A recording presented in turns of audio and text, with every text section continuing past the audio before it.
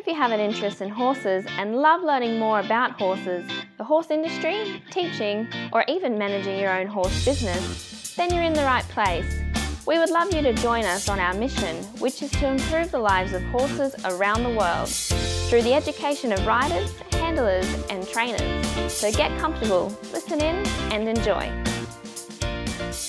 This has been another episode sponsored by Online Horse College. If you haven't had a look at the wide variety of equine-specific accredited courses, then go to onlinehorsecollege.com and I'll see you over there. Today's show at Horse Chats is sponsored by Sophie Barrington and Archer Creative. If you'd like your horse business website to have an appealing, easy to navigate, then talk to Sophie Barrington at Archer Creative. Go to horsechats.com, search for Sophie, search for Barrington, or search for Archer Creative. Today's guest is Katie Kelly. So Katie's a children's instructor. She specialises in teaching children's. She's also a pony trainer, and she's a national level show and pony dressage rider, and she runs a lot of children's camps. She just does children. How are you today, Katie? I'm great, thank you. How are you? Great. Katie, we normally start off with a favourite quote, and I know you've got one from your mum, but you've also got another one. Would you like to give us both of them?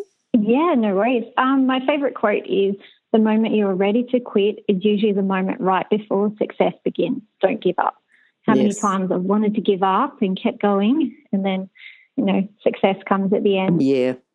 It's very easy to give up and then just go on to the next thing, put a lot of work and effort into it, give up on that, give up on, something Absolutely. else, but just focus on the one thing. Yeah. What's the one from your mum, though?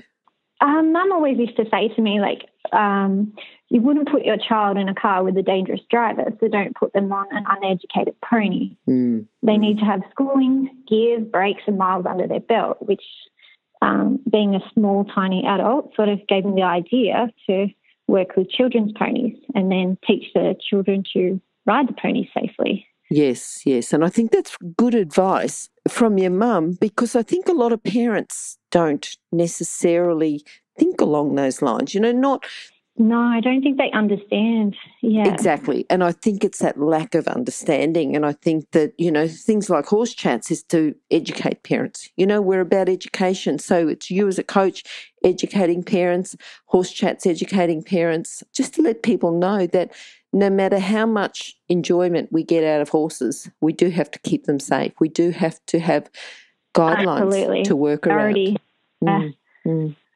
How did you, because you obviously started off riding ponies, riding pony dressage, but getting into teaching, now you said that, that's what gave you the idea, but was it one time your mum said that and gave you the idea once? Did you have this idea of running children's camp and having this whole business around kids and ponies? Was that an ongoing thing, or was it just a one-off, or how did you get started? I think I'd ridden ponies for years, and that was my love, and because I was quite tiny, I sort of just kept riding ponies. And then I went to teach at a pony club for the day down in Berry Pony Club, where I was from. And I taught for the day, and a lady came up to me and asked, would I start teaching her son? So, I started teaching then. And a couple of years later, he went on to be champion at Sydney Royal, and he actually now works with me in the camps 12 years later. Good. Yeah. Just spiraled from there. Yeah. So for people, obviously it's an advantage to you to be that bit smaller. How tall are you? About 5'4", but quite a tiny build. So. Okay, so ideal. Fit on even the 11-handers. Yeah, I was going to say ideal really for ponies, for teaching and training ponies. Yeah, I think there was a need for, small adults to help these kids along, to make sure that they're safe and educated, and then they can go ahead with their riding. Well, I think that happens sometimes, doesn't it? The ponies don't get the education they need, and that's why they build up such a reputation as being naughty. And it's only because... Yeah, and really it's just a misunderstanding half the time. So you see these ponies, with bad reputations, but they're actually just misunderstood. Yeah. You just need a bit of guidance. Do you take on the ones that need that extra guidance? You obviously do if you're training them. Yeah, I get sent kids ponies all the time for what we call boot camp, so a couple of weeks. And the kids come over and I show them sort of what gears there is. And that sort of does the trick. What sort of things do you find is a common problem with ponies? Running to gates. That seems to be an ideal one. Snatching reins. Just, simple things. But those simple things can turn dangerous. Yes. Not with a nasty pony, just, it sort of needs to be refined out. And with a kid that's only little and it's only got a certain amount of strength and it's not developed strength, it's not developed and they don't have the balance and the coordination and the depth of seat and the skill like you do. So it can be quite scary to a little kid to have the reins snatched away from them. Absolutely. And then kids don't know what to do and then tears come and, so we just try and smooth that out and then the kids go ahead in leaps and bounds. So, I was going to say a natural reaction for a kid is to probably snatch the reins back, which doesn't help the pony. No. It spirals out of control then and we have kids in tears, so we want to stop all that. So when they first come to you, the ponies, what sort of process do you get them sent to you, possibly that you've not seen before? The first ride or the first time you trial them, do you go through a process? Do you go through like a bit of a checklist, like how are they on the ground? How are they all 3 paces on the lunge before you get on them? What's your process of assessing a pony? I always sort of do a bit of handling with them and get to know them, and then I always give them a lunge first. And, get to know what they're like and see if they respond to words. And then I do a bit of long reining. Yes. And then I sort of, by day 2, I sort of pop on and have a little ride and I'm firm but fair. So I'm not too tough on them, but, I will pull them into line and just keep that consistency, keeping the rules, firm but fair. And that seems to do the trick. Is that much the same process if you got a horse to start off under saddle for the first time? Yeah, I would do exactly the same thing with races. So, it's the same process. And then the show ponies and the dressage ponies, do they go through the same process? Are they the same ponies that do shows and dressage, or do you have this one will be a dressage horse, this one will be a show horse? I think all ponies can do everything, to be honest. With showing, it depends on their conformation and their look. But I train all ponies the same line. They've all trained exactly the same way. You want them to be soft and easy to ride and a nice rhythm and just a joy to ride, to be honest. Tell us about something that happened to you when you were younger that might have been a bit scary or might have been a bit funny at the time that you found to be educational. It might have been a particular day, a particular event or an incident or something that happened. I think when I'd ridden a couple of quite naughty horses and didn't have any skill or gears to control those. So, I know what it's like. So I understand what those kids are going through. So that was something I wanted to sort for kids. Was there a particular pony or a particular event that brings to mind? You might have thought it was a bit embarrassing at the time. Probably Phantom taught me most of my... he tried every trick in the book, so he was a wonderful learning tool, that horse. He was my greatest pony, but he was also my greatest challenge. So he always tried to find a way to get me off. Was he your first pony? No, I got him when I was 14. Okay. Yeah. Yep. All right. Now, your mother's obviously had an influence on you. Anyone else that you'd like to mention? Yeah, I was very lucky to have a very horsey mum who was very, very knowledgeable. Maury Bruce was a big part of my life. Probably I had lessons with him for 10 years. So he was a FEI dressage rider. And I worked for him for 3 years. So I also got to watch, and I worked off my lessons. Got to watch him ride. He was very kind and quiet approach, and I liked his way of teaching, and that's the way I wanted to teach. He didn't yell. He explained things clearly. Brett Parbury as well was exactly the same. I liked their way of teaching and their soft way with the horses. So, Did you ride their horses for them, or you had lessons on your own ponies? Just having lessons on my own and to train my pony up through the levels. So, because I was just thinking, because Maury and Brett, ride some pretty big horses. I can imagine having a tiny little 5'4" person on them. Yeah. So I was lucky they took me on coming in on my pony, but I I wanted to train him to FEI. So everyone said that the pony wouldn't do it, but I wanted to prove them wrong. So good. I think Phantom showed Australia that ponies could do it. Yeah, so. yeah. That's good. That's good. Now, teaching your children riders. If you're starting off a first-time beginner rider child, what sort of particular exercises or things do you do with them during that first lesson? Well, I think first they just get to know the pony to make sure they feel safe.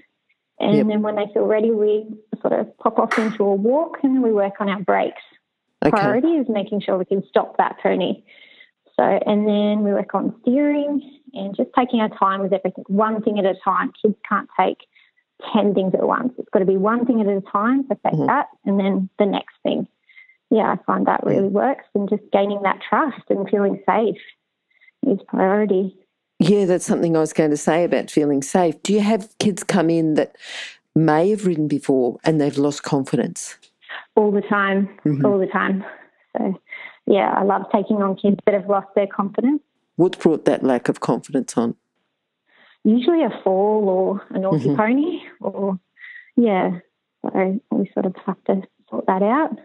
And what sort of exercises do you do then to get them back so that they become more confident again?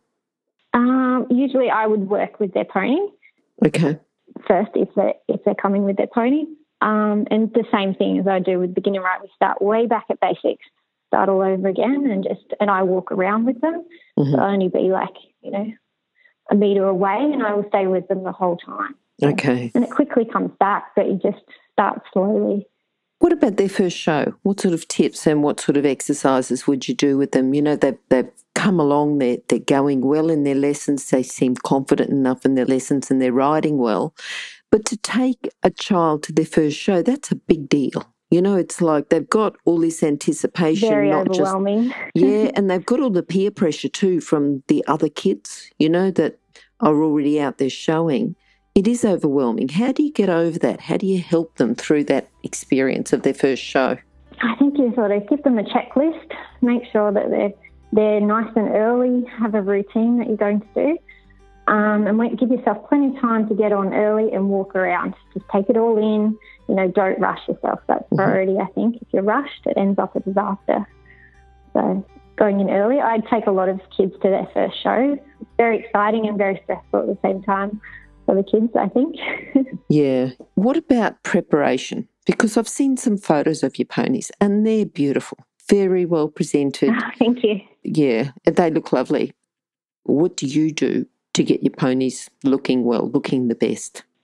Well, I think it's feeding right and regular work and care, like brushing and rugging and, washing them and keeping them trimmed up. So it's all a process. So, and checking their weight all the time and stuff like that. So that's to get them into good condition, prior to the show day or the day before the show. What about the day before and then the day of the show? Yep. So we'd trim them up and wash them and clip them all the day before, and then I would get there probably an hour and a half before the classes. Yep. And start with makeup and grooming and just every small detail. The smallest thing can make the biggest difference. Okay. I think. Not a hair out of place.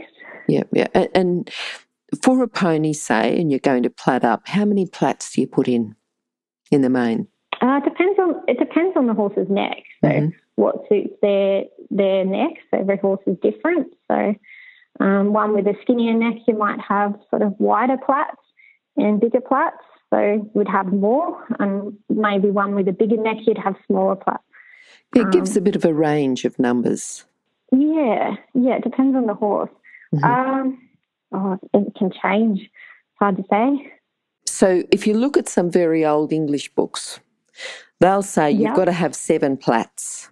That seems a bit too few plaits. They look a bit big and chunky. How many would you say is a range? Probably, like on my mare, we'd have about 14 on her. Mm-hmm. Yeah, so and you don't worry about odd numbers. Neck. Yep, odd numbers, even numbers. So 14. No, I never have, but some people do. All right, and then the makeup. What sort of makeup? What are you using where? So for white socks, you would say the day before you would clip out the white socks right up to the line, and then I'd use Champion's white cover cream. So I would get like a toothbrush and I would paint that on. And then if you've got black legs, you'd use some black chalk and baby oil, and then you'd blend that down. And same with the face, and then a bit of gloss over the eyes. Okay, good. And, shine spray over the body. Well, I think that's going to help people, if they look at the photos and look at your website and say, wow, these ponies are beautiful, and good feeding and exercise. Absolutely. That's like the core, isn't it? And if you haven't got the good feeding and the good exercise, you're not going to, no matter what you do the day before or the day of, it's not going to work. Exactly. It's like weeks and months of preparation to have them looking that good. Yep. Yeah. If you're an equestrian coach or a horse riding instructor, or even if you aspire to be one, have a look at the free video series for horse riding instructors on the Horse Chats website. Go there now. Have a look. horsechats.com. Just going back, and there's one thing that I didn't ask about training the ponies. Handling.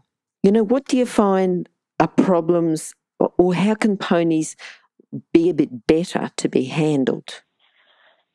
I think you've just got to watch with the ponies being so pushy. So they get a little bit pushy with the kids. So I think you need an adult to step in here and there to just make sure they're not running over the top of the kids. And never let them eat grass. Oh, yeah, they love that. Yeah. It's not such a big problem, though, with the handling, is it? Because usually the adults can step in, whereas the adults can't necessarily step in when there's a problem riding the ponies? Yeah, I think it's a bit easier on the when you're handling them to when you're riding them. Yep. Yeah, to pull them back into line. Okay. What do you think makes you the most proudest? Proudest? Probably seeing my kids, have their first canter, go to their first show, or get more confident. I think that's the greatest, proudest moment. Yeah. Of any riding instructor, I think. So I think that beats all my competition, everything. Yeah, it's sort of living your moments through them, because they're, you've sort of been that team effort. Yeah, for sure. It's so exciting to see their little faces. They get so excited. I think that's everything. And you've told us about, someone that you started to teach, and now they're sort of helping you with the pony camps and everything. Yeah. Is that typical? Is that do they go on? Do you have any give up, or do you have people go on and do well at shows? Have you got another student that you'd like to mention? Yeah, I've had lots of students sort of come through from beginners. I've taken quite a lot of beginners through to Royal Champions and that, which I just love. It's good, isn't it? Yeah, I had one this year I took from a beginner child. Yep. And she won the national. So that was definitely another proud moment. That's good. There's nothing better than seeing that, I think. Yeah. Who have you got now, looking forward to? I'm thinking of what you're looking forward to. Have you got students coming up and shows coming up that you're preparing them for? Yeah, we've got the EA National Championships, which is down in Werribee, so in Victoria in end of November. So I've got quite a few students or ponies I've trained going down. So, yeah, that's a big aim at the moment. And also locally within, we've got zone jamborees for the pony club. So I teach lots of different levels of riders. All kids in all moments are just as special. Yeah. So lots coming up at the moment. All right. Look, sounds good. We'll have to get you back again, Katie, and find out a little bit more about what you're doing. But also I think, because you are tiny, as you say it, it really is a unique niche in the market that you're able to be light and able to teach these kids, able to keep going with the ponies, able to jump on a pony when it needs a little bit of extra training. I think that's something special that you're able to do. Yeah, I think all the ponies need that. Yeah, definitely. And the ponies, I think they get confused. They think they've got a child on sometimes. So that's probably an idea. Yeah. What about summing up your philosophy of sort of training and riding ponies? What would you say if you were just going to sum it all up into what you do and what you think about the whole training and riding and caring for horses? I think just work hard, listen, listen to everyone. Yep. And just practice. Practice makes perfect. Yes. Okay. Yeah. Okay. All right. So, Katie, if people have got a pony, if they want to contact you, or if they've got kids that would love to learn, and you're teaching them not just learning about riding, but you're teaching them about how to show, how to ride a dressage test, how to get out there and compete. You're teaching a lot more than just beginners. You're sort of taking them right through to Royal Show Standard, and that's a big deal, and that's a long pathway, but you're able to keep an eye on them and just keep progressing them through all the way, which is quite special. Yeah, lots of fun. Yeah, if people would like to contact you, Katie, they can go to horsechats.com/Katie Kelly, or just go to horsechats.com, search for Katie or search for Kelly. But what are your contact numbers just in case they'd like to contact you direct? My mobile. Yep, okay. 0406 774 820. Yep. What about email? Yep. Email is katie@kkequestrian@gmail.com. Perfect. All right. Do you have a Facebook page, Katie? I do. Yep. KK Equestrian? Yep. No worries at all. We'll find that and get the link and put it through to your page on Horse Chat. So horsechats.com/Katie Kelly. Katie, love to have you back again. Love to get you to talk a little bit more in some more depth about some of the areas that you're specialising in with the ponies, and looking forward to hearing some more updates on how your students are progressing. So thanks for chatting to us today. Yeah, thanks for your time, and look forward to talking to you again soon. Thank you very much. Okay, bye. Now, if you're still there, you probably know that I'm absolutely passionate about education within the horse industry. That's why I host this podcast. My other venture is Online Horse College. Have a look now at onlinehorsecollege.com, and I'll see you over there. Remember that our comments and instructions are general in nature and do not take into consideration your individual horses or your individual ability and circumstances. If you enjoyed this podcast, then please leave your comment below.